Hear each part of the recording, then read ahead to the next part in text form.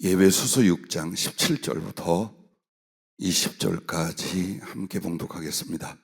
구원의 투구와 성령의 검 곧 하나님의 말씀을 가지라. 모든 기도와 간구를 하되 항상 성령 안에서 기도하고 이를 위하여 깨어 구하기를 항상 힘쓰며 여러 성도를 위하여 구하라.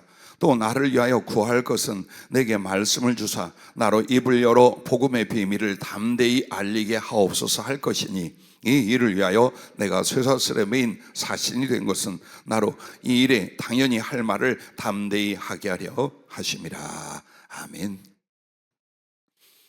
11조와 감사를 함께 드렸습니다. 주님이 이번 집회 때 제 병을 다 고쳐주세요. 배영님 집사님 글이 될 수 있기를 바랍니다. 자비로우신 주여, 이 예물과 눈물 어린 소원을 기억해 주시고 저 딸의 모든 질고와 괴로움을 이제 온전히 치료해 주셔서 평생에 예수 그리스도의 살아계심과 긍휼을 간증하고 증거하는 요정이 되게 하여 주시옵소서. 또한 우리 각자 어려움이 있고 질병이 있고 소원이 있나이다. 이번 작정기를 통해서 문이 활짝 열리며 대로가 나타나며 안 될 것이 되는 역사, 없는 것이 나타나는 역사, 작은 것이 커지는 역사, 죽은 자가 살아나는 역사가 일어나게 하여 주시옵소서. 예수님 이름으로 간절히 기도하옵나이다. 아멘. 자, 성령의 검 곧 하나님의 말씀을 가지라 두 번째 시간입니다.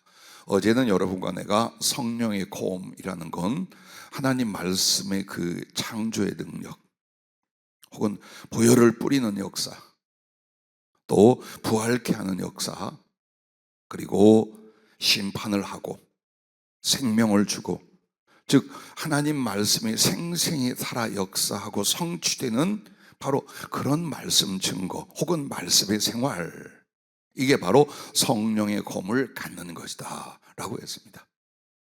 오늘은 이제 어떻게 갖는가에 대한 구체적인 방법인데, 이 성령의 검이라는 건 성령 충만의 또 다른 표현입니다. 하나님의 말씀이 능력과 역사를 이루는 성령의 은사와 능력을 가리켜 성령의 검이라고 지금 표현하고 있습니다. 오늘 사도 바울은 가져라, 이 말을 어렵고 힘들게 말한 것이 아니에요. 주님께서 기꺼이 주시고 하니 너는 사모함으로 얼른 받아라. 할렐루야. 그렇게 말씀을 하고 있습니다. 그러면 성령의 검, 하나님의 말씀을 갖다, 이 부분에서 우리에게 제일 중요한 요건이 있어요. 그 첫째가 말씀을 사랑하라, 이 부분입니다. 자, 성령의 검, 하나님의 말씀이라 그랬어요. 그런데 하나님 말씀에 흥미가 없어, 하나님 말씀의 은혜를 못 받아, 그 말씀과 관계된 생활을 하지 않아, 그럼에도 성령의 충만함으로 복음의 능력을 전하고 나타낼 수 있느냐? 절대로 안 되겠죠? 아니, 안 돼야 되겠죠. 왜? 나는 지금까지 경험한 우리 주님과 그 모든 말씀과 역사가 항상 진리 안에 진실이었어요. 우리가 말씀을 기뻐하고 사랑하지 않는데 말씀의 능력을 준다는 건 거짓이에요. 참이 아니야. 그렇죠?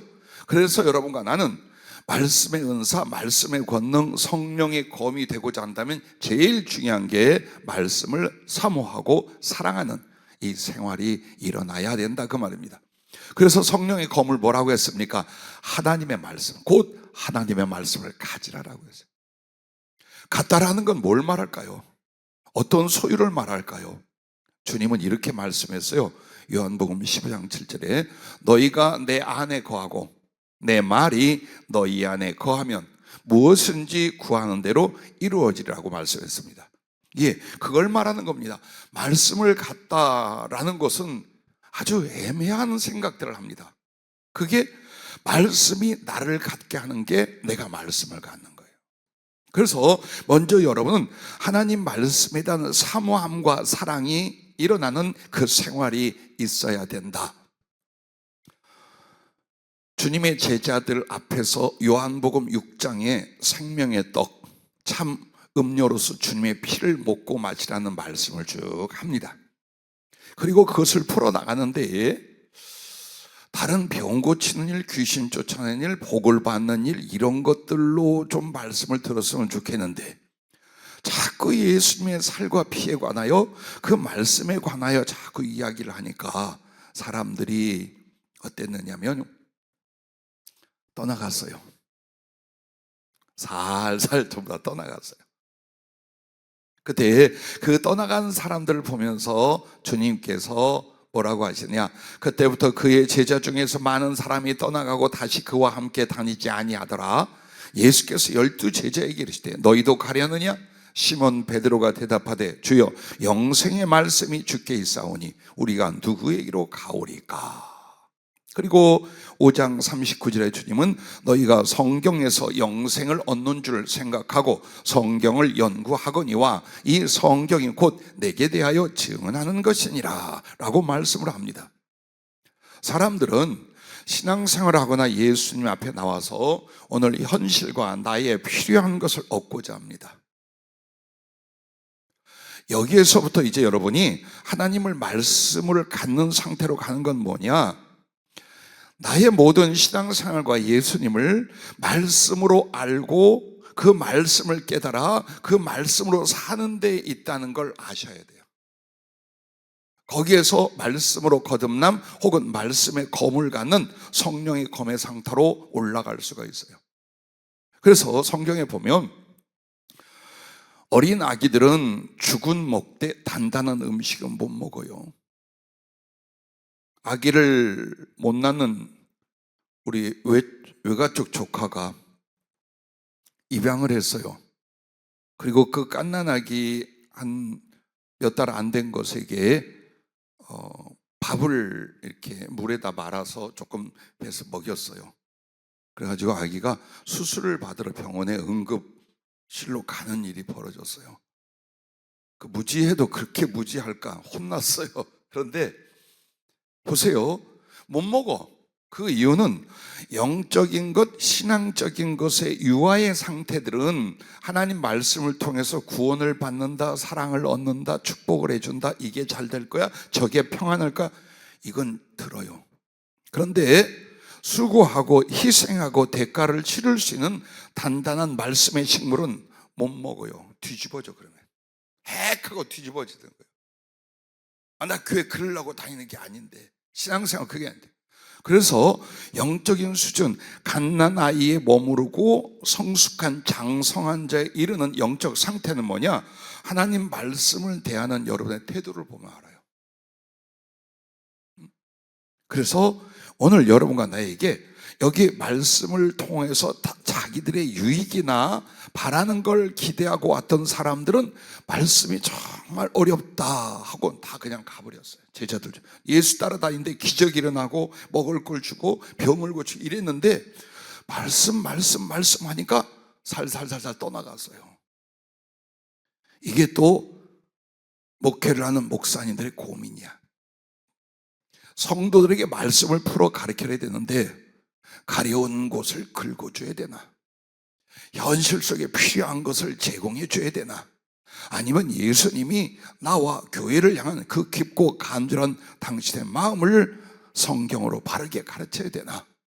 그래서 저는 요 마지막 걸 택했어요. 그런데 그 속에 오늘 우리들의 삶의 필요도 다 들어가게 돼 있어요. 그래서 제 바람 중에 하나가 우리 믿음의 동지들과 사명자, 우리 성도님들과 청년들까지 말씀에 대한 수준을 끌어올리고 싶었어요. 항상 쉽고 편안하고 들어서 마음속에 쾌감을 주고 떠나가는 말씀이 아니라 성경에 집중하고 그 성경을 통해 배우고 깨닫고 따라가며 점점 그 말씀의 오묘함과 깊이 속으로 영혼과 삶이 들어가기를 굉장히 바라요. 수십 년 사역을 그렇게 했어요. 지금도 여러분에게 간단한 간증이나 영적으로 깨닫기 쉬운 주님의 비전 하나 딱 던져놓고 기도하자 하면 여러분도 편하고 나도 편해요. 하나, 예배 혹은 기도회 때 더 중요한 건 말씀을 들을 수 있고 배울 수 있어야 됩니다. 그게 다 여러분이 그 내용을 가지고 꿈을 꾸고 기도의 제목과 방법을 삼아요. 제발 제발 말씀에 집중해 주시고 집에 가서 다시 한번 확인을 하세요. 지금 설교 들어야 남는 거 별로 없어요. 그러나 여러분이 가서 한 번만 더 들어보면 그 말씀의 지식과 약속과 능력이 바로 여러분의 것이 되는 줄로 믿습니다. 그래서 성경을 대하고 말씀을 대할 때 제일 중요한 게 무엇입니까? 말씀으로 예수 그리스도를 내가 만나고 알고 믿고 사랑하리라, 이 상태로 가는 거예요.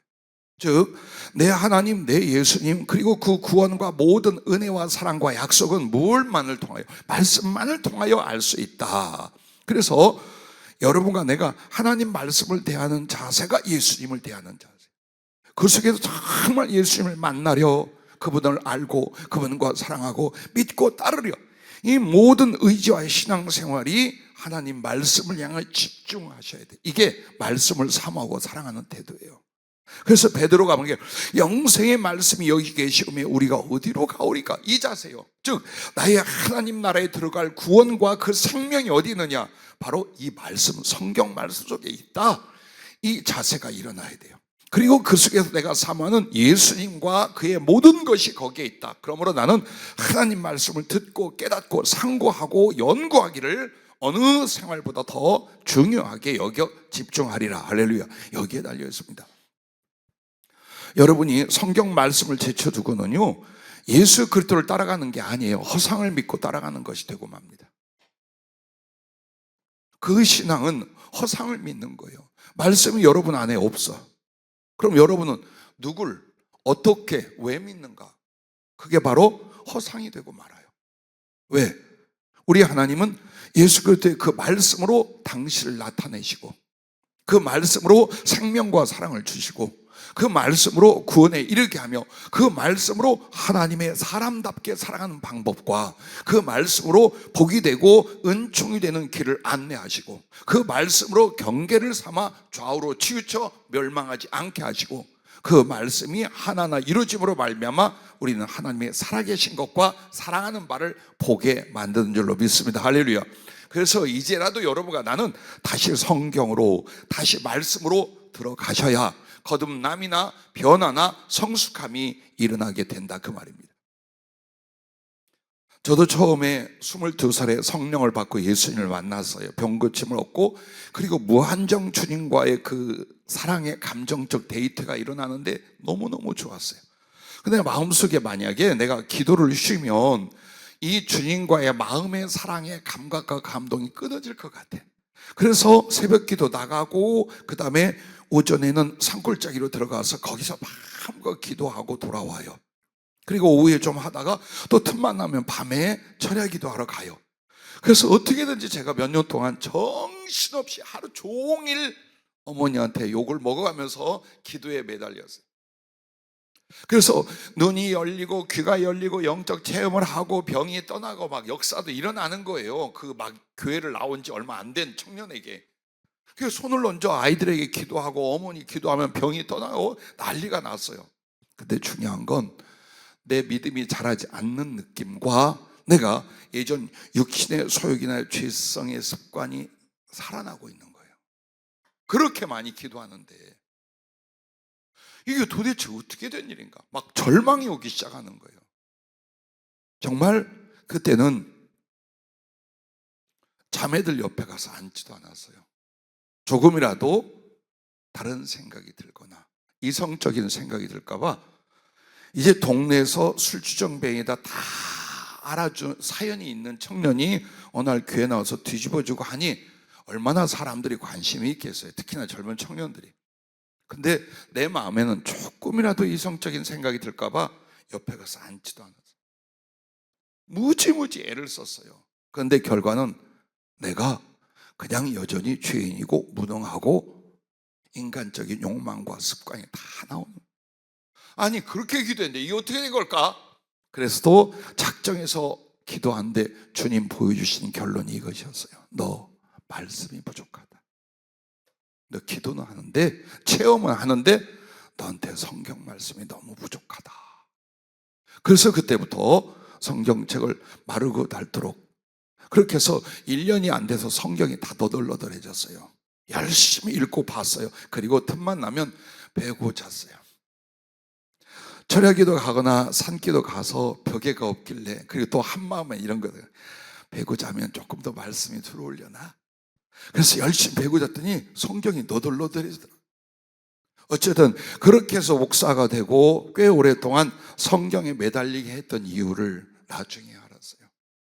주님의 모든 것과 성령의 임하심, 그리고 하나님 말씀을 깨닫고 전하며 그 말씀을 성취하는 모든 과정에 일단 말씀이 있어야 돼.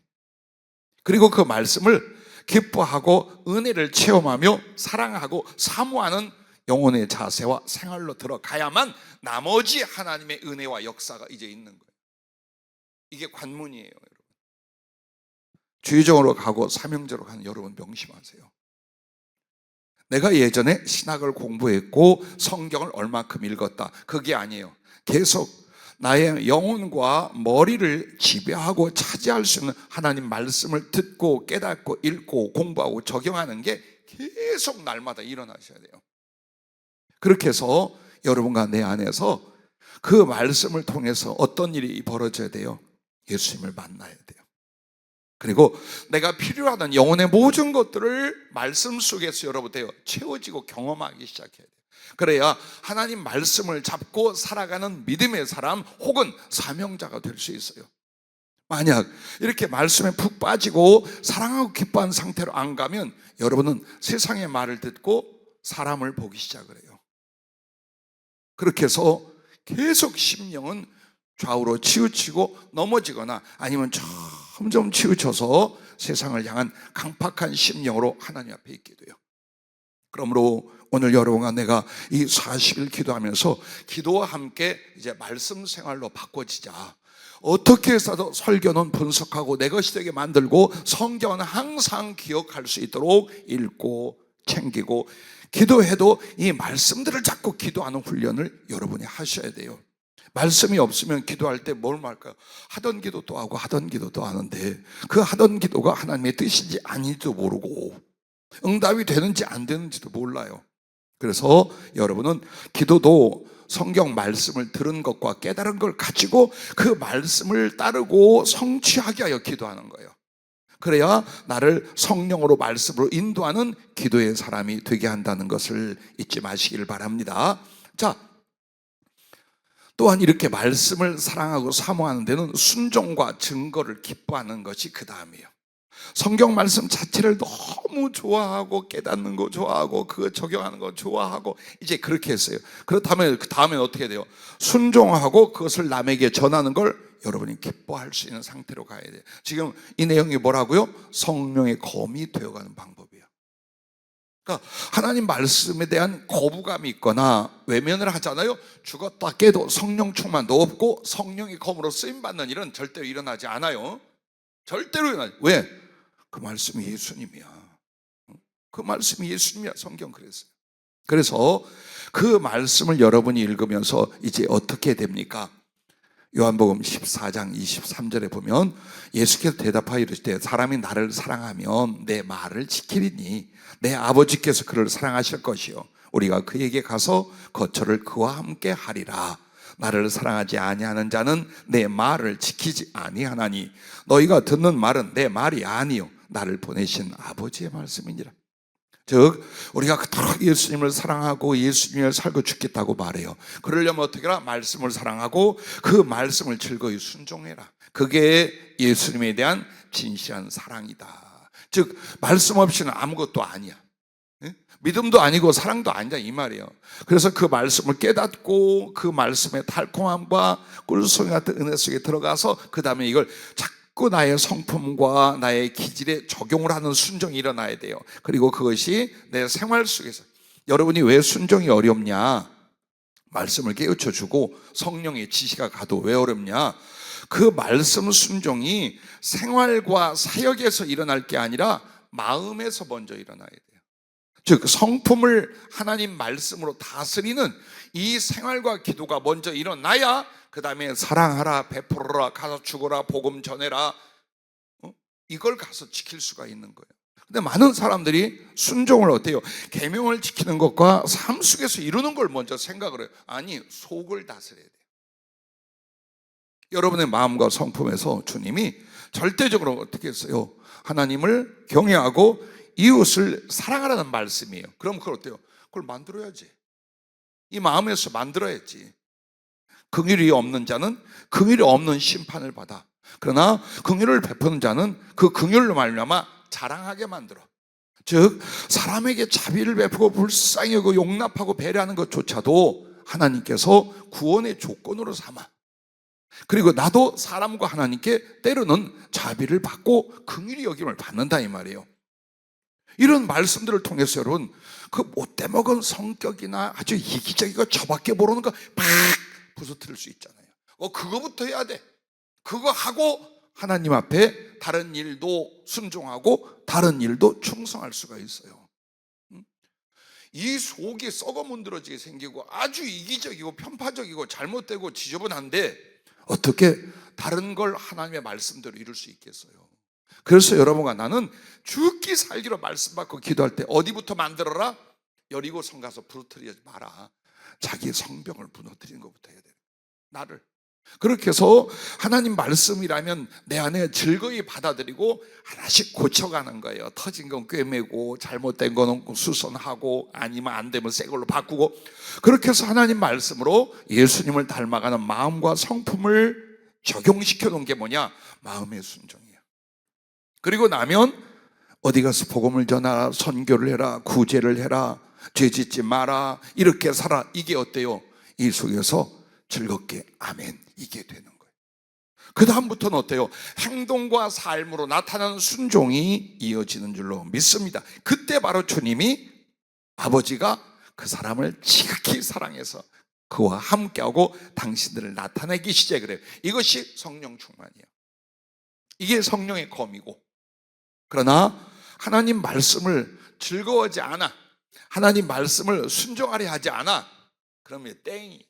그건 땡, 넌 끝났어. 그렇게 살면 넌 끝이야. 아무리 마음에 기도하고 아무리 하나님께 꿈을 꿔보셔도 되나? 안 돼요, 절대로. 그래서 여러분에게 3시간 동안 그냥 무조건 기도하세요가 아니라 성령 어때요? 하나하나 가르쳐 주는 거예요. 올바른 기도가 뭐고 성취되는 기도가 뭔지를 하나하나 일러주고 계신 줄로 믿으시길 바랍니다. 또한 여러분 보세요. 내 마음에 순종하고 삶에 순종하는 그 순종의 끝은 뭐냐? 복음을 전하는 거예요. 자, 여러분과 나는 전도하거나 복음을 전하는 일이 그냥 사람에게 권면하여 믿게 만들고 구원을 얻게 하는 거다라고 생각하잖아요. 그러나 시편 57편 9절 11절에 보면 이렇게 말합니다. 주여, 내가 만민 중에서 주께 감사하오며 문 나라 중에서 주를 찬송하리이다. 무릇 주의 인자는 커서 하늘에 미치고 주의 진리는 궁창에 이르나이다. 하나님이여, 주는 하늘 위에 높이 들리시며 주의 영광이 온 세계 위에 높아지기를 원하나이다. 아멘. 이 찬양의 내용이 뭐예요? 이 세상에서 하나님이 주 예수 그리스도가 높임 받기를 원한다는 거예요. 어떻게 해서? 우리의 증거로 말미암아, 우리의 삶의 증거와 복음의 증거로 말미암아 뭘 하는 거냐? 하나님께 영광을 돌리고 그리스도 예수를 높인 존귀케 하는 거예요. 즉 우리의 찬양은 어디로 가야 돼요? 복음 전하는 삶으로 가는 거예요. 거기서 진짜 하나님께 영광과 찬양을 돌려드리게 되는 거예요. 여러분이 예수님을 알리고 자랑하지 않는데 그들이 어떻게 알아? 그들이 어떻게 하나님을 찬양하고 하나님의 자비와 사랑과 구원을 노래하고 높일 수 있냐 이 말이야. 안 된다 이 말이야. 그래서 우리의 찬송은 하나님을 향하여 예배 시간 직접이에요. 그러나 우리의 이 하나님께 돌린 영광과 찬송은 어디로 가느냐? 세상으로 가는 거예요. 그들에게 증거하고 그들에게 증언하는 거예요. 하나님은 살아계시는 하나님이야. 이 세상을 창조하신 분이야. 그 내용이 뭡니까? 하나님을 자랑하고 높인 거야 이미요. 그리스도 예수 하나님의 아들 창조주 하나님인데 그분이 당신을 구원하려고 사람이 되고 당신의 죄악을 뒤집어쓰기 위해서 십자가를 지셨어. 그 죄악을 해결한 증표로 부활하셨어. 이분을 영접하면 그 말씀을 받아들이면 그분의 영이 네 안에 들어오게 돼 있어. 그래서 이렇게 사랑하고 이런 생명을 얻고 이렇게 주의 나라에 들어가게 돼 있어. 이 내용이 뭡니까? 전도의 내용이죠.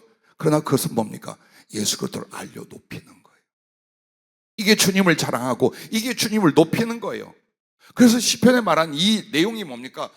내가 개인적으로 하나님을 향하여 그런 사랑의 노래와 그런 고백을 할 수 있어요. 그런데 이게 실제로 이루어지려면 어디로 가요? 세상에 가서 찬송이 돼야 되는 거예요. 하나님께 대한 영광, 하나님의 그 사랑, 하나님의 그 나라와 그 구원, 이 거룩하심과 자비로우심, 그건 어때요? 알려야지요. 보여주고 알리는 거예요. 그게 바로 하나님께 대한 합당한 영광과 당신을 높이는 거다. 그 마음이 일어나셔야 돼요. 그냥 이걸 말하자니 민망하고 말 부딪혀 언쟁이 일어날 것 같기도 하고, 또 나도 대충 살고 있는데 내가 어느 날 예수 믿는 사람인 줄 알면 저 사람들이 너 그런데 그따위로 할까 봐 입을 닫아. 그것은 주님께 영광을 돌리고 주님을 높이는 일을 우리가 땅속에 처박아 버리는 거예요. 한 달란트 받은 정도죠. 그러므로 복음을 전하는 일의 가장 큰 즐거움과 이유는 이것이 예수님을 자랑하고 존귀히 높이는 일이다. 할렐루야. 여기에 마음을 가져야 여러분이 복음을 전하거나 복음 전하는 삶을 매우 기뻐하고 하나님께 돌린 영광을 인하여 여러분이 은혜와 복을 받게 되는 줄로 믿으시길 바랍니다. 그래서 여러분 이걸 아셔야 돼요. 성령의 검이잖아요. 그럼 이 성령의 검을 상상하면서 보세요. 자, 성령의 검이면 칼집이 먼저 있어요. 칼은 칼집이 없으면 잘못하면 자기가 다칠 수 있어. 그래서 온전히 그 칼을 소유하려면 칼집이 있어요. 그리고 손잡이가 있어야 돼요. 그 다음에 이 칼을 뽑아서 멋지게 사용하려면 칼날과 칼끝이 제일 중요해요. 그렇죠? 예, 이 단계가 있어요. 그게 뭐냐? 여러분이 하나님의 말씀을 전파하고 복음을 전할 그 삶을 사명으로 가질 때 성령의 검에 칼집이 되는 거예요. 이제 소유할 수 있는. 그런데 나는 그냥 어렵지 않게 사는 게 내 신앙의 목표야, 이런 사람은 죽었다 깨도 성령의 검, 성령 충만은 일어나지 않아요. 왜? 칼집이 없는데 주님이 어디 칼을 어디다 꽂아주겠어요? 사명이 먼저예요. 내 신앙생활 전체가 예수님을 알리는 거예요. 이 복음을 전하는 거야. 그 수단과 방법이야 각자 주어진 달란트대로 달라요. 요셉처럼 수없이 많은 영혼들을 그 경제적인 정치 운영을 통해서 어때요? 하나님을 알리고 복음을 전하고 살린 경우도 있어요. 바울처럼 직접적으로 죽기 살기 뛰어다니며 예수 그리스도의 주대심과 구원을 알리는 경우도 있어요. 어쨌든 이렇게 쓰임을 받기 전에 먼저 뭐가 일어나요? 우리는 하나님을, 예수 그리스도의 구원을, 복음을 전하여 이 말씀을 전하여 이루리라라는 게 그게 나의 삶이다. 여기가 사명이에요. 이게 사명이에요. 내 생명과 삶의 이유와 존재는 무엇 때문에? 예수 그리스도를 전파하는 복음이다 를 여러분이 확정 지을 때 그때 여러분은 사명을 갖게 된 거예요. 그거 아니면 성령의 칼집은 없어. 절대 성령의 검이란 내 자신에게도 남에게도 전달되고 나누어지질 않아요. 그 다음에 두 번째, 말씀의 순종은 성령의 검의 손잡이가 된다라고 했어요. 자, 아무리 명검 복음일자도 손잡이 잡고 쓰지 칼날 잡고 쓰겠어요? 즉 손잡이라는 건 뭘 말합니까? 그 칼을 내가 원하는 방향과 목적대로 쓸 수 있는 거예요. 근데 그게 뭐라고요? 말씀에 대한 순종이에요. 저도 순종하지 않는 하나님의 말씀을 어떻게 성령의 능력으로 사용을 해? 못한다 이 말이에요. 그래서 듣는 말씀, 배운 말씀에 대하여 마음과 생활 속에서 순종하는 만큼 이제 여러분은 성령의 검을 잡아 들어 쓸 수 있는 손잡이를 갖게 되었다. 할렐루야. 여기에 있다고 말씀했어요. 세 번째는 말씀의 지식은 성령의 검의 몸체가 된다라고 했어요. 칼의 몸체가 있어야지. 이게 길어야 되지. 짧으면 단도요.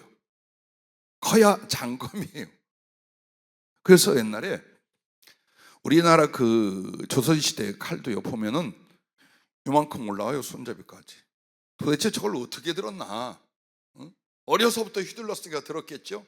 이것만 해요. 그럼 칼이 왜 이렇게 크냐? 여러분, 웬만한 검술 실력을 가지고 비등하게 맞는데 한 사람은 길어, 한 사람은 짧아. 보나마나 긴 사람이 이겨요. 왜? 권투 선수 리치로 말미암아 엄청나게 좁혀요. 이거 뻗어도 안다.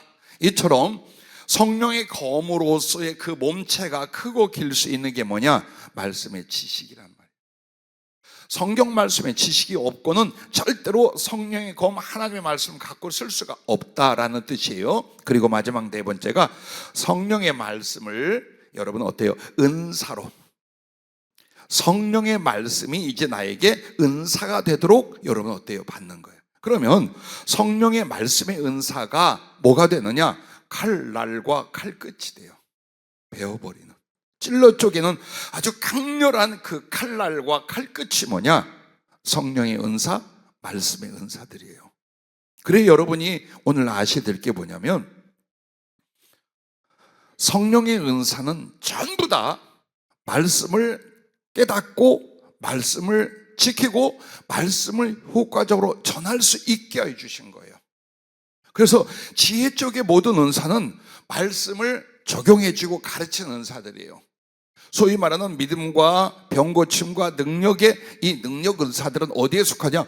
이 말씀이 진짜 하나님의 말씀이요, 그 말씀이 참 진리라는 걸 증명하는 표적 은사라고 하는 거예요.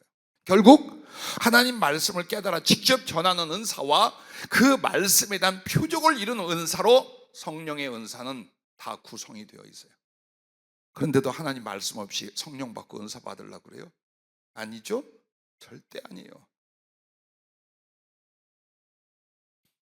그러므로 성령을 뭐라고 그래요? 진리의 영, 말씀의 영이라고 요한복음 16장 13절에 말씀하고 있습니다. 자, 이제 두 번째로 넘어가면 이렇게 말씀을 사모하고 사랑하는 것이 첫 번째 조건이요, 두 번째는 성령과 그 은사를 사모하여 간구하라라는 겁니다. 오늘 본문 6장 18절부터 보면 기도가 이어져요. 자, 성령의 검 곧 하나님의 말씀을 가지라 하고 바울은 모든 기도와 간구를 하되 항상 성령 안에서 기도하고 이를 위하여 깨어 구하기를 항상 힘쓰며 여러 성도를 위하여 구하라. 또 나를 위하여 구할 것은, 이렇게 말합니다. 자, 얼마나 기도하는가 여기에 달려 있어요. 여러분은 사모함과 기도가 하나라는 걸 잊지만 안 돼요. 누구든지 목마르거든 내게 와서 마시라 했을 때 그 목마름이 뭐예요? 사모함이에요. 근데 그 사모함을 구체적으로 예수님 앞에 나타나는 게 기도예요. 그러니까 기도 안 하고는 못 줘. 왜? 기도 안 하고 생기면 대부분 걔가 받지 못할 걸, 돼지가 얻지 못할 걸 얻게 되어서 그걸 파손하고 회파하는 경우가 돼버려요, 신자들에게. 그러면 사람답게 하나님께 구할 수 있는 게 뭐냐? 그 진가를 깨달아 사모하여 기도하라 이 말이에요. 그래야 하나님이 주신 선물을 정말 제대로 깨닫고 소중히 여기고 거기에 생명을 쏟아 충성할 수 있게 되는 거예요. 기도 없이는 안 된다는 거예요. 혹 기도가 덜 했는데 성령이 임하고 물질이 임할 수도 있어요. 그런데 그 사람에게 유익이 없어요. 절대 그게 유익이 없어요. 그래서 여러분은 주님이 무엇을 주시려고 해도 어떤 은혜부터 줘요? 사모하는 것부터 먼저 줘요. 기도의 자리로 부르시고 거기에서 갈망을 일으키게 하는, 이게 성령의 은혜의 첫 번째 단계라 그 말이에요. 그러므로 여러분은 주님 앞에 나와 이것저것 구하지만 성령과 그 은사들, 자, 고린도전서 12장 8절부터 나온 성령의 은사는 이와 같습니다. 지혜의 말씀, 지식의 말씀. 이제 지혜 쪽을 먼저 말씀드리면 영들 분별함과 예언함, 그리고 방언 통역함, 이게 지혜 쪽으로 들어가요. 그럼 이제 표적적으로 들어가는 건 믿음의 은사, 병 고치는 은사, 능력 은사, 방언함, 이런 것들로 구성이 되어 있어요. 그런데 여기에서 여러분이 난 그 들어도 못 봤네, 그래서 사모함이 없어. 성경 신약과 구약 전체에 기적을 하고 능력을 했던 하나님의 사람들을 통해 나타난 게 전부 다 뭐냐? 성령의 은사들이었어요.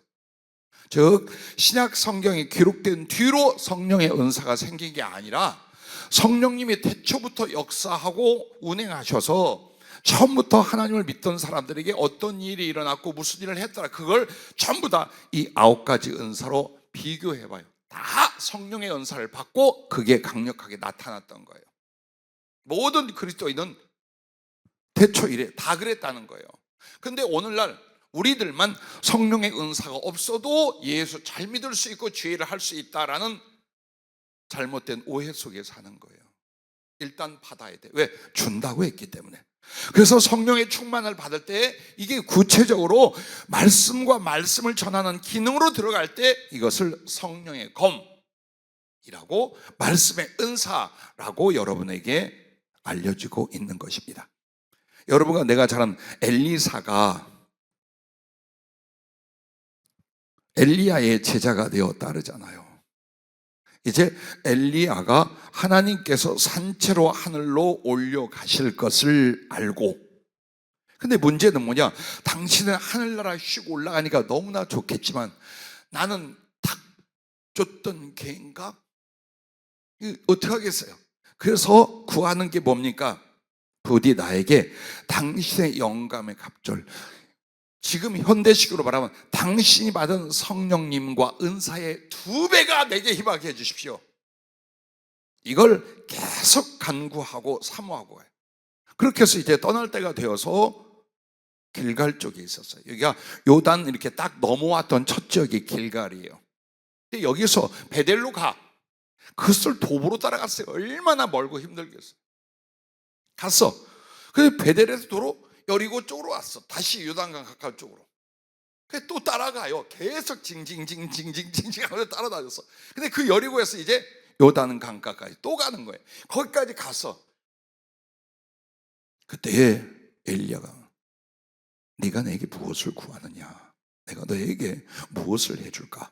그걸 물을 때에 조금 전에 말씀을 드린 것처럼 정말 당신의 받은 성령, 그 능력의 갑절을 원합니다. 내가 하나님 나를 하늘로 들려 올라가는 걸 네가 보면 너는 그렇게 될 것이다. 정말 보았어요. 그리고 그렇게 임했어요. 그리고 성경의 기록을 보면 엘리야보다 더 많은, 더 큰 능력을 정말 2배 이상으로 행해요. 그 앞에 길게 잡아놓은 게 뭐예요? 사모함으로 얻더라. 그걸 가르치려고 한 거예요.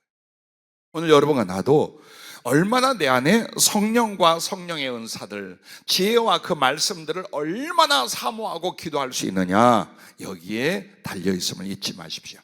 그래서 여러분과 나는 먼저 성령의 말씀의 은사, 지혜의 은사, 모든 은사를 사모할 때 이걸 해야 돼요. 기도로 복음 사명의 중심을 먼저 만들어야 돼요. 그거 좋다니까 나도 한번 받았으면 좋겠다. 절대 그런 일은 없어요. 왜? 이 은사는 궁극적으로 복음을 전하고 말씀을 전하게 해 주는 거예요. 그러니까 내가 정말 예수님을 전하고 복음을 전하여 영혼들을 구원하고 선교회를 감당하고 내가 사업을 한다 해도, 내가 직장을 다닌데도 언제나 복음을 전하며 이 복음 전파가 나의 사명입니다. 이걸 기도 속에서 만들어야 돼요. 이걸 가르쳐 사랑과 충성이라고 말해요. 그게 여러분 안에 일어나셔야 돼요. 벌벌 떠는 사람은 주님이 집에 가라 그래.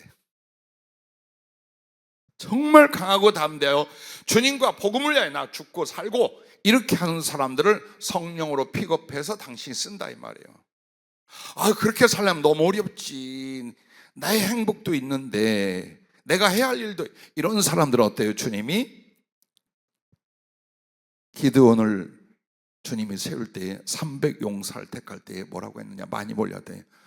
두려워하는 자는 가라. 이게 하나님의 뜻이에요. 그리스도 예수, 하늘을 위하여 주님을 위하여 사는 게 두렵다, 걱정된다, 가라. 너 말고 내가 딴 사람 쓸 거다. 여러분 그걸 아셔야 돼요. 나 아니면 내가 누가 주의를, 절대로 오만방자한 생각도 하지 마십시오. 주님이 놓으면 난 죽을 겁니다. 이 각오로 여러분은 사명의 중심을 기도 속에서 먼저 만드셔야 돼요. 그래야 다음 기도가 원활하게 소통이 되고 응답이 돼요.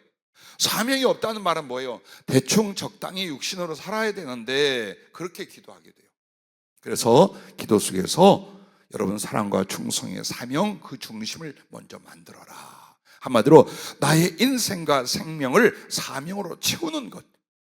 그리고 두 번째는 성령으로 기도하는 생활로 들어가셔야 돼요. 그동안은 육이 먼저요, 사람의 생각이 먼저 하나님께 이렇게 기도하고 저렇게 부탁했다 이 말이에요. 그럼 성령으로 기도하는 건 뭐냐? 계속 기도하면서 여러분이 말씀을 듣고 성령의 터치를 받잖아요. 그러면 점점점 성령님이 내 마음 안에 말씀을 주시고 감화를 해주셔요.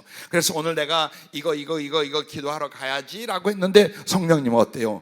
당신과 나의 말씀의 교제를 주시면서 그 말씀에 대한 확신, 은혜, 회개, 순종하면서 점점 이끌어가요, 그 기도를.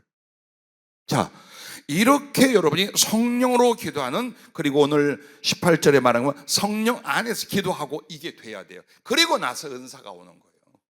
지혜가 오는 게 그 뒤에예요, 여러분. 기도할 때 들리지도 느끼지도 않아.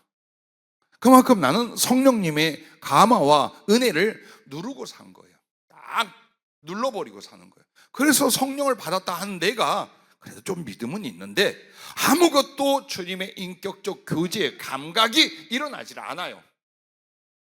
그러면 어떻게 할까? 이제는 성령님이 내 안에서 흘러넘칠 수 있도록 내가 귀 기울이고 집중하고 순종하고 사모하는 영적 상태로 가는 거예요. 그게 기도 생활이에요. 그게. 그렇게 해서 여러분이 정말 주여 말씀하시옵소서 종이 듣겠나이다. 주님이 기뻐한 건 무엇이옵니까? 다 그 예를 하나 실례를 드릴게요. 어저께 기도하는데 여러 가지 많은 이렇게 체험이나 혹은 당신의 마음과 나를 가르치시거나 나와 교제를 나누는 일이 있어요. 그리고 내가 이제 감동해서 이렇게 주님께 기도해서 주님, 내가 어떻게 하는 것이 주님께 영광을 돌려드리게 되겠습니까? 구체적으로 말씀해 주시면 제가 그렇게 하겠습니다. 그랬어요. 근데 예수님 뭐라고 하느냐? 네가 내 앞에 머물며 나하고 교제하고 너의 사랑으로 나를 집중하는 것, 그게 내게 영광을 돌리는 거다. 네가 만약 세상에 집중하고 마음을 쏟으면 너는 세상에 영광을 돌리는 것이다. 만약 너 자신에게 대한 염려나 집중으로 살면 영광을 너한테 돌리는 거다. 그럼 주님께 대한 영광은 뭐냐? 네가 내 앞에 와 있는 거야. 그래서 너의 마음과 사랑이 나를 향하고 나를 집중하는, 그게 바로 네가 나한테 영광을 돌린다. 왜? 나의 영광은 너이기 때문이다. 이게 사람 얼마나 환장하고 죽고 홀딱 뛰고 회개하고 감격하고 만들어요. 예, 성령님의 교제는 그렇게 하는 거예요. 나의 영광은 너이기 때문이다. 이게 얼마나 황송하면서도 얼마나 나를 주체하지 못하게 만들겠어요. 주님, 손을 잡고 막 울었어요. 손이 안 느껴져요. 주님, 오늘도 손이 안 느껴지고 얼굴을 만지도 안 느껴져요. 또 애기처럼 그랬어요. 그럼 조금 더 뭔가 올까 하고, 그때 주님이 이렇게 말해요. 육의 감각은 피부의 접촉, 피부의 감각이지만 영의 감각, 영의 접촉의 감각은 네 마음의 감동이니라. 이렇게 가르쳐 준 거예요. 내가 당신을 향하여 감격하고 감동하는 것이 당신과 나의 만남의 실제적인 감각이라, 이 말이에요. 우리에게 얼마든지 주님은 성령으로 가르치고 만나고 교통하고 사랑하고 이끌어가요. 그리고 이제 점점 어느 쪽으로 갑니까? 할 일과 되어질 일 쪽으로 또 이제 끌고 가시는 거예요. 자, 성령의 기도라는 건 내가 몇몇 가지를 하나님께 절실하여 구할 것이 있어요. 그걸 들고 나가는데 그걸 위하여 그것만으로 기도하게 안 하는 거예요. 당장 내게 필요한 것, 주님 원하는 것을 성령님이 감동하고 가르치고 인도하고 나누고 회개하고 뒤집고 엎고 다 하셔요. 하고 나서 나의 필요에 대해서 어때요? 별로 걱정 없이 아뢰게 만들어요. 내가 그냥 들어갈 때는 급합니다, 주님. 뒤를 봐도 앞을 봐도 갈 길이 이거 어떻게 합니까? 이 상태예요. 근데 성령으로 기도하고 그렇게 주님과 깊게 나누고 나면, 헤이, 내가 쓸데없는 걱정했구나. 내가 할 일은 주님께 사랑과 감사로 찬양하는 것이지 하는 영적인 상승, 성숙, 합당한 영광을 돌린 상태로 가게. 그렇다면 내가 그렇게 아파하고 힘들어 나의 삶의 현실은 어떨까? 그거 간단하게 얘기를 해요. 그리고 나면 주님이 말을 많이 안 해도, 눈물을 많이 안 흘려도 그 문제 어때요? 내 사랑하는 새끼를 위하여 주님 아버지가 어찌 안 해주게 해준다, 이 말이야. 근데 우리는 내 의지와 마음의 염려로 말미암아 이 현실의 문제에 모든 기도를 쏟고 있는 거야. 그러니까 성령의 말씀도 주님의 사랑도 주고받는 교제도 전혀 없는 신앙생활, 기도생활을 해온 거예요. 이제 여러분은 너희는 먼저 그의 나라와 그의 의를 구하라 했잖아요. 예를 들어 보세요. 우리 오동환 집사님이 맞는지 몰라요. 내가 살짝 듣기로. 주기도문에 일용할 양식을 주시옵시고, 이거 뭡니까? 너희들 그래도 이것저것 다 하나님께 영광 돌리고 기도하되 먹을 건 구해라 같잖아요. 근데 깨닫기를 일용할 양식으로 뭘 해야 돼요? 복음과 함께 죽어간 사람들 먹이고 살려. 그게 우리한테 필요한 거예요. 나 먹는 거 못 먹어서 하나님께 일용할 양식을 달라는 게 아니에요. 죽어간 사람들, 가장 고통받는 게 뭡니까? 못 먹어 죽어가는 거예요. 그들에게 육신을 위하여 일용할 양식을 준다면 생명을 위하여 일용할 양식, 하나님 말씀도 그들에게 함께 전파된다. 그게 성령이 감동해주고 성령으로 기도하는 거예요. 그래서 우리의 육신의 생각과 전혀 달라요. 성령으로 기도한다는 것. 그래서 여러분과 내가 일단 기도의 자리에 와서 그 성령님을 인정하고 의지하면서 자꾸 주의 말씀을 듣고 배우려 하고 깨달으려 하고 지키려 하고 이거부터 하면서 하세요. 그러면 점점 여러분은 이제 육의 기도가 아니라 성령의 인도하시고 성령으로 교통하는 기도 속으로 들어가게 됩니다. 이렇게 하고 나서 그 다음에 여러분은 복음 충성을 위한 기도의 깊이를 이제 갖는 거예요. 왜 중요하냐? 얼마나 기도를 간절히 깊게 하느냐가 여러분과 나에게 주어지는 사명과 은사의 크기가 됩니다. 하나님이 일을 감당할 사역의 크기도, 그것을 또 충분히 감당할 은사의 크기도 기도의 깊이에 달려 있어요. 기도의 분량과 기도의 헌신과 기도의 깊이에 달려 있어요. 그래서 여러분은 절대로 기도하는 것을 힘들어하거나 아까워하지 마세요. 기도는 하나도 낭비나 허무한 것이 없어요. 모든 기도의 마음과 순간과 시간들이 전부 다 하나님 앞에 어때요? 주어질 것 받을 것의 시가 돼요. 특별히 신령한 성령과 말씀에 관해서 더더욱 그래요. 그렇게 해서 성령으로 기도하면서 점점 그저 만족하는 삶이 아니라 나 주님을 위하여 복음을 위하여 점점 더 어때요? 충성과 사랑을 깊게 품고 기도 깊게 들어가. 그래서 나는 여러분이 예전에는 금식한다면 막 뜯어 말렸어요. 왜? 얼마 전까지 했던 금식이 너무 힘들었어요.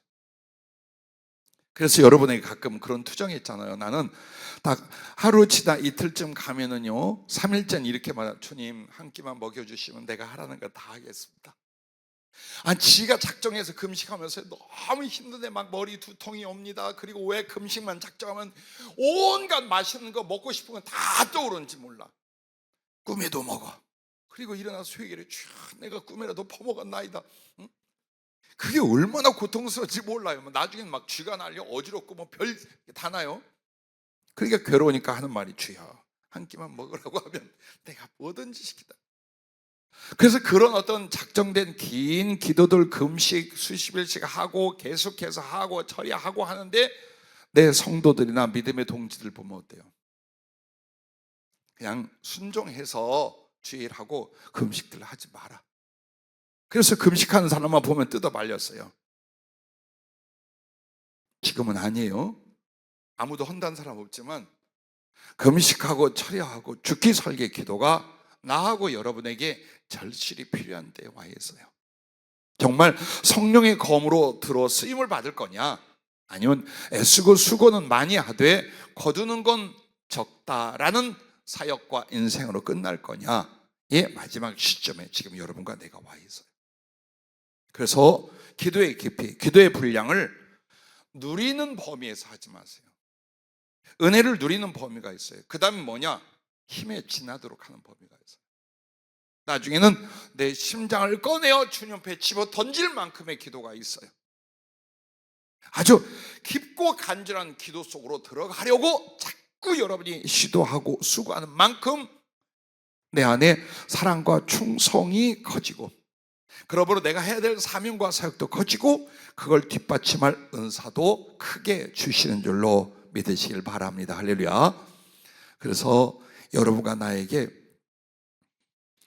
성령님께서는 우리에게 은사를 주실 때에 정말 여러분에게 하나님 말씀을 사랑하게 하고 그 말씀대로 살고 전하기 위해서 어떻게 기도하는가, 얼마나 기도하는가, 여기에 달려 있습니다. 자, 마지막 세 번째는 적은 일에 충성하여 큰 꿈을 지향하라라는 겁니다. 지향이라는 말을 잘 알죠? 어느 쪽으로 작정하고 그 방향으로 나아가는 게 지향이에요. 즉 마음속에 꿈만 꾸고 가만히 되어진 일을 지켜보는 건 지향하다가 아니에요. 그것은 그냥 생각하다예요. 그래서 여러분과 나는 꿈을 크게 가지라 그 말이에요. 남들이 뭐라고 하든지 내 속에 비겁한 양심이 뭐라고 하냐, 그거 신경 쓰지 말아요. 에이, 이거 네 주제에 네가 뭐가 있다고, 너 나이 그만큼 먹어가지고 뭘. 비난이나 부정적인 생각과 말들이 다른 사람에게도 올 수 있어요. 심지어 내 속에서도 일어날 수 있어요. 그걸 여러분 이기셔야 돼요. 왜? 내가 주의를 하는 건 내가 내 능력 가지고 내 힘으로 하는 게 아니에요. 그가 쓰시면 되는 거예요. 그분이 날 쓰면 되는 거예요. 나이와 상관없고 물질과 상관없고 건강과 상관없어요. 그래서 여러분이 기도할 때 마음속에 어떤 것이 더 큰 사랑인가, 어떤 것이 더 큰 충성인가, 거기에 대하여 삶의 구체적인 꿈과 계획을 설정을 하셔야 돼요. 그렇게 하면서 여러분 어때요? 그것과 상응되고 연결된 작은 일에 충성이 먼저 있어야 돼요. 이게 아주 비밀이에요. 이게 비밀이에요. 왜? 내가 기도는 하고 마음에 작정은 했으나 삶의 실천이 없다면 진실이 결여됩니다. 내 그 기도와 꿈의 진실성이 하나님 앞에 결여가 되게 돼요. 왜? 진실은 행동으로 옮기는 거예요. 그죠? 행동으로 옮겨야 이게 하나님 앞에 진실이에요. 마음에 작정한 바와 그 기도하는 바를 내가 부족하지만 마치 아무것도 없는데 내가 주님을 사랑하고 주님께 영광을 돌리고 싶어, 그 마음의 작정을 과부는 어떻게 했어요?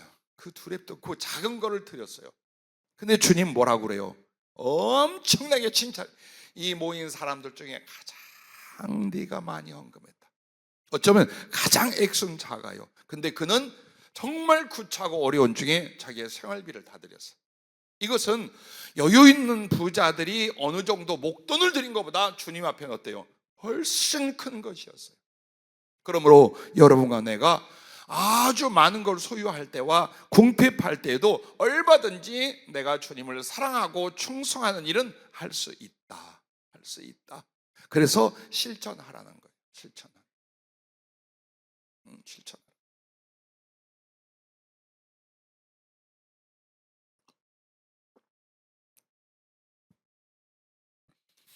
복음을 전하여 성령의 검이 되고 온 세상에 가서 강력한 복음 전파로 뒤집어 엎고 내 생명을 바치고자 합니다 라고 한다면 지금 그거 하고 있어야지. 지금 열심히 말씀에 매달리고 기도에 매달리고 누구에게든지 복음을 전파하고 하고 있어야지. 그죠? 그렇게 하는 거예요. 예를 들어서 내가 사람을 위로하는 데 있어서 바나바같이 쓰임받고 싶다. 그럼 기도하면서 정말 사람들을 위로하고 돕고 전거하고 연결하고 화평을 주고 때로는 물질을 나누고 이렇게 하는 거예요.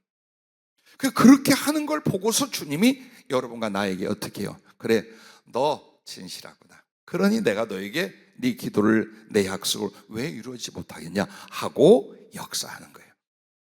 그러므로 말미암아 오늘 예배소 6장 19절 20절에도 보세요. 뭐라고 말하는지.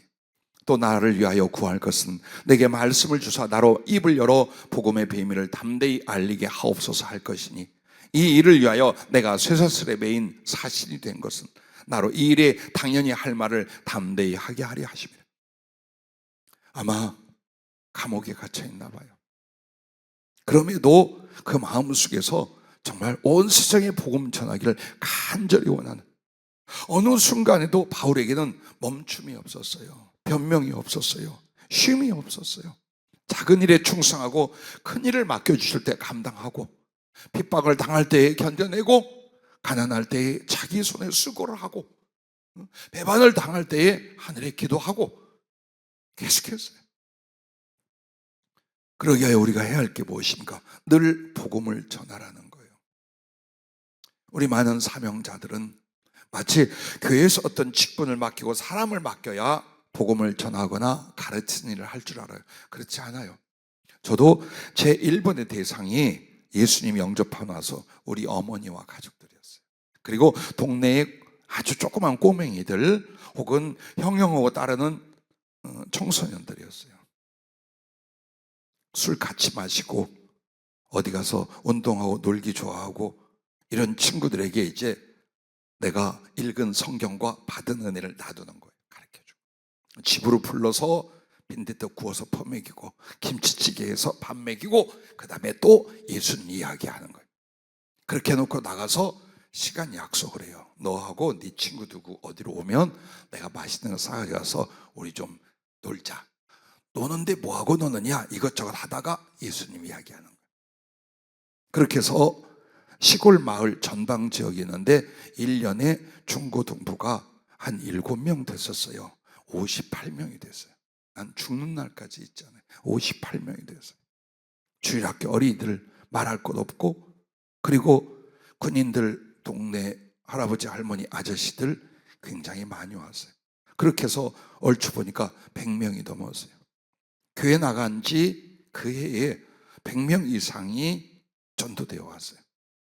근데 그것은 능력이라는 것이 아니라 내가 만난 예수님과 이 구원의 은총과 사랑을 누구에게든지 적절하게 계속 나눴어요.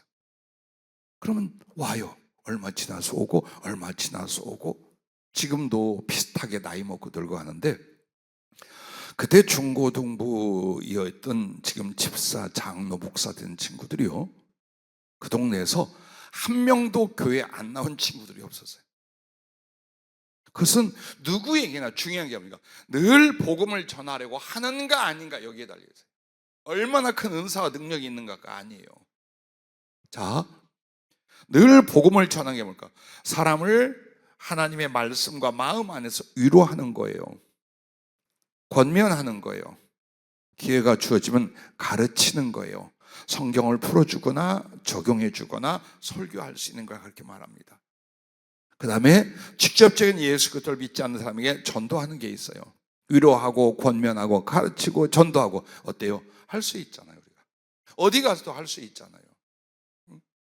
원고가 없어도, 성경이 없어도 내가 믿는 예수님에 관한 이 사람에게 적용해서 위로가 되든지 권면이 되든지, 조금 더 마음을 열면 조금 더 깊게 가르치든지 얼마든지 할 수 있잖아요. 자, 설교하고 싶으십니까? 그러면 외우세요. 외워서 여러분의 귀를 허락하는 사람에게 지혜롭고 감동적으로 내가 외운 바 내용을 싹 전하세요. 교회 안에서도 괜찮아요. 밖에서도 괜찮아요. 가족하고도 괜찮아요. 직장에서도 괜찮아요. 그리고 죽기 살기로 전도하러 다니는 것, 이것도 아주 사랑스럽고 좋은 일이에요. 이렇게 하면서 여러분과 난 어때요? 주님, 온 세상을 뒤집어 엎게 하옵소서. 어느 나라 어디에 가든지 복음을 전파하고 그때 성령의 능력과 성령의 검이 되어서 주여 많은 영혼을 구원하며 그들이 주 앞에 나와서 나보다 주님을 더 사랑하고 나보다 더 하나님께 충성된 종들을 세울 수 있게 해주십시오. 그게 양심이 되잖아요, 그때부터는.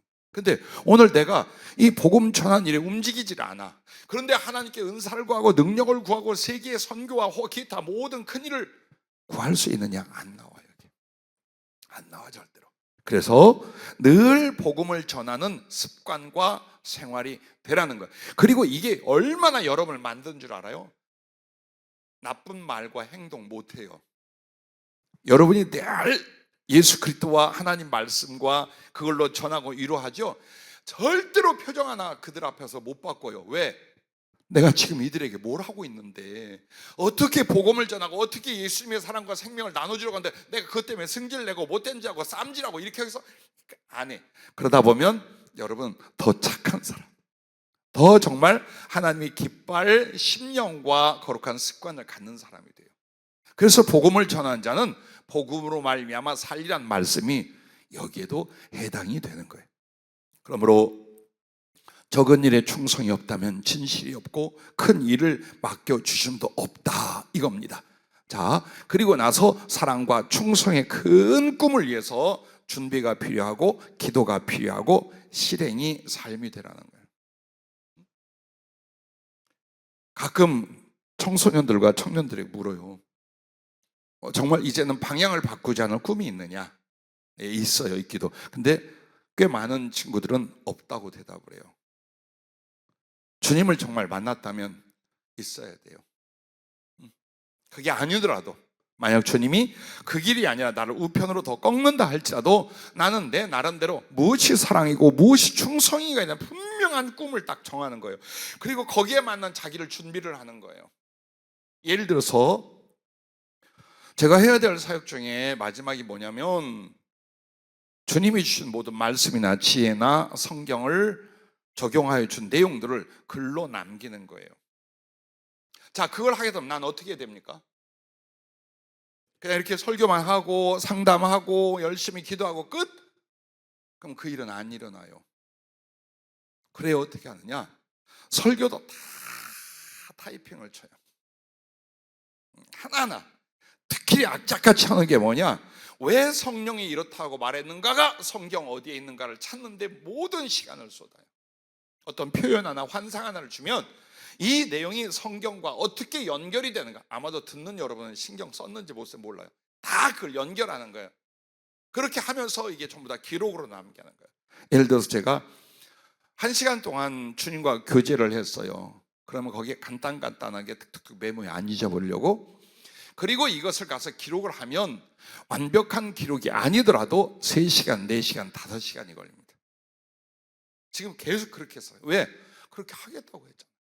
그러면 어느 날 정말로 전문적인 문장 혹은 수정할 수 있는 팀이 연결이 되어서 그들로 하여금 좀 더 감동적이고 자세하게 문장이 되고 책이 되게끔 할 수 있잖아요. 그러나 그 모토, 그 시는 내가 기록을 해놔야 될 거 아니에요. 그래서 사실 그게 수기로 쓴다는 것이 시간이 엄청나게 걸려요. 그리고 또 만약 거기서 깨닫는 바가 있어서 또 다시 거기서 또 기록을 하고 쓰고, 그렇게 해서 어떻게 보면 하루 종일 제일 많이 들어가는 시간이 뭐냐? 기록하는 일들이에요. 이처럼 만약 여러분에게 문서 선교에 대하여 그런 비전과 계획이 있다. 그럼 그쪽 분야에 여러분 어때요? 전문성을 키우면 되잖아요. 지금 얼마나 좋아요. 방송 잘 되잖아요. 유튜브 있잖아요. 인터넷 있잖아요. 이런 것들을 통해서 우리가 예수 그리스도를 전파하는 일들, 영혼의 위로와 생명을 줄 수 있는 일들은 너무나 많아. 그렇다면 그쪽 기술이나 기능이나 그쪽 지식에 대해 어때요? 넓혀가면서 주여 내가 이렇게 써줘요. 그렇게 하라는 거예요. 자, 경제적으로, 즉 물질로 구제를 하고 주의를 하겠다. 그러면 여러분 어때요? 사업을 하든지 뭔가 해야지. 네? 맞잖아요. 근데 주님이 너는 아니니까 가만히 있어. 그때는 좀 찌그러져 있어. 그리고 또 심령이 만들어지면 주님이 그런 말씀 주겠지 하고, 그렇게 하면서 정말 우리가 경제적으로 하나님 앞에 그 일을 하려면 어떻게 됩니까? 그것을 진행을 해야죠. 나눠주기도 하고 또한 뭔가 시도를 계속해야죠. 이게 한두 번 안 된다 그래가지고 낙심하면 그 사명이 없는 거예요. 아름다운 게 여러분 이뤄내는 게 아름다운 게 아니에요. 도전하는 거예요. 주께서 말씀하셨기에 그걸 실천해 보는 것이 아름다운 거지, 봐라 이렇게 됐다, 그는 죽기 전에 일어나. 그리고 주님께 영광 돌리면 되는 거예요. 여러분이 가치 있고 소중히 여기는 건 난 그분이 하신 말씀을 최선을 다해서 했어, 이거면 돼요. 그리고 그것은 실패하지 않아요. 그건 끝나지 않아요. 그렇게 해서 정말 여러분이 주님과 복음을 위하여 직접적으로 복음을 전하는 일들과 경제적으로 그 영혼들에게 하나님의 선하고 자비로우심을 나타내며 복음을 전하는 이 모든 일들에 대해서 어때요? 여러분은 도전해야 되고 행동으로 옮겨 가셔야 돼요. 그렇게 할 때 여러분 기도도 더 커져요. 기도도 시시하게 안 해. 이제 그때부터는 주여 은사를 구해도 크게, 물질을 구해도 크게, 사랑을 구해도 크게 구하는데 막 양심에 구김이 없어요. 왜? 진짜 그렇게 할 거니까. 내가 힘껏 지금 하고 있고 정말 주님 한다니까 라고 하면 여러분 마음속에 계속 뜨거운 가슴이 올라올지언정 낙심이나 자기 비하는 일어나지 않아요. 자, 오늘 여러분과 나에게 사도 바울이 처음 주님 만났을 때 주님이 그의 중심을 보고 뭘 줬어요? 세계 선교를 위한 비전을 확 넣었어요. 나의 택한 그릇이라. 그렇게 하면서 예루살렘에서 나를 전한 것처럼 네가 또한 로마에 가서 증거하리라 하고 로마로 가게끔 만들어요. 근데 희한한 게 뭐냐면 자기가 선가를 지불하고 교통편을 마련해서 선교지로 여행 가는 게 아니에요. 체포돼요.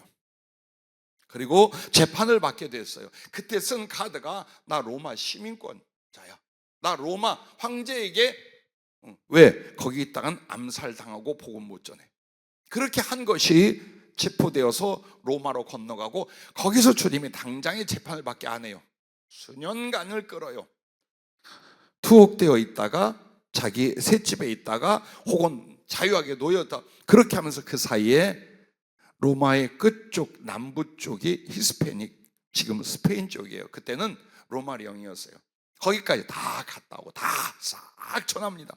그렇게 해서 결국 마음에 주신 비전과 자기가 품었던 주님을 향한 사랑과 충성의 큰 것을 이뤄내고 하나님 나라에 올라가게 됩니다.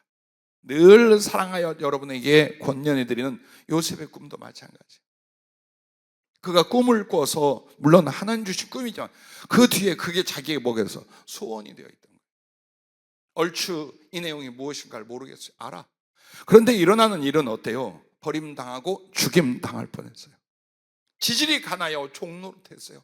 감옥에 들어가서 수발드는 역할을 했어요. 그런데 하나님이 하시는 걸 여러분과 나는 봐야 돼요. 이집트라는 대제국을 왕의 권세를 가지고 가장 위기의 때에 그들을 다 살리는 정치력, 경제력, 지도력을 가져야 돼요. 물론 하늘에서 지혜를 주지만 중요한 건 내가 그것을 경험하고 준비시키는데 어디로 가요? 보디발의 집으로 가요. 그리고 그 감옥으로 가는데 거기는 정치범 수용소예요. 그러므로 학교에 가지 않고 정치 쪽으로 나가지 않아도 다 보고 듣고 알고 상황을 다 알게 만드신 거예요. 그것을 13년을 해요. 그렇게 하면서 성령이 임하여 지혜의 말씀만 그에게 나타나기 시작하는 거예요. 이게 왜 필요한가 했더니 주님께서 이 사람을 세워서 사용할 때에 바로 꿈을 풀어서 되어질 일들과 그 되어질 일들을 통하여 국가와 전 지역을 살릴 수 있는 정책을 마련하게 만들어요. 하나님 뭐 하는가 보세요. 우리한테 허시간이 있을까요? 지금 우리들에게 아무 의미 없이 고난의 시간이 있을까요? 아니라 주님이 전에 이 말을 해요. 나는 내 할 일을 하고 있다. 주님 지금 이러이런 기도에 대하여 주신 말씀이 어떻습니까? 그럴 때 주님 딱 그래요. 나는 내가 할 일을 한 번도 쉬지 않고 지금 진행하고 있다. 너희는 너희를 만들어라. 그렇게 대답하시는 거예요. 맞습니다, 여러분. 여러분에게 임한 꿈이, 거룩한 비전이 성령의 허가를 받은 우리 주님이 주신 것이라면 여러분과 내가 거기에 맞는 기도와 작은 준비만으로도 어때요? 주님이 들어 쓰신다는 것을 잊지 마시길 바랍니다. 엘리야를 불렀을 때 봐봐요. 엘리야가 기꺼이 모든 걸 버리는데 12결이 소로 밭을 갈더라 라고 나와요. 엘리야가 엘리사를 만났을 때에 12결이면 24마리야. 꽤 농부로서 부자고 토지도 많았겠죠. 그때 나를 따라오고 불렀더니 그가 기꺼이 부모님과 작별하고 소 2마리를 잡아서 동네 사람 다 먹이고 털털 털고 뒤를 따라가요. 그는 엘리야의 사환 정도였어요. 인간적인 직분과 위치는 정말 지극히 낮은 것이었어요. 그러나 그 믿음, 그 기도, 그 순종, 그 꿈을 통하여 결국 스승 엘리야보다 더 큰 은사와 능력과 하나님의 쓰심 앞에 들어갑니다. 오늘 여러분과 나는 다 목사가 되고 선교사가 되고 할 건 아니더라도 보세요. 어느 방향으로 가든지 주님이 그 소중한 큰 꿈을 어떻게 이루셔요? 성령을 주사 이루셔요. 이걸 여러분과 내가 잊었으면 안 돼. 조금이라도 성령의 감동과 은혜를 입는 것을 세상이 물질보다 건강보다 더 기뻐하고 사모할 수 있기를 바라요. 그렇게 해서 여러분과 내가 어느 나라 어느 지역 할 것 없이 주님이 보낼 때마다 우리가 가는 곳에는 성령의 검, 성령의 강력한 구원의 역사가 일어날 수 있기를 주의 이름으로 축복합니다. 기도하겠습니다.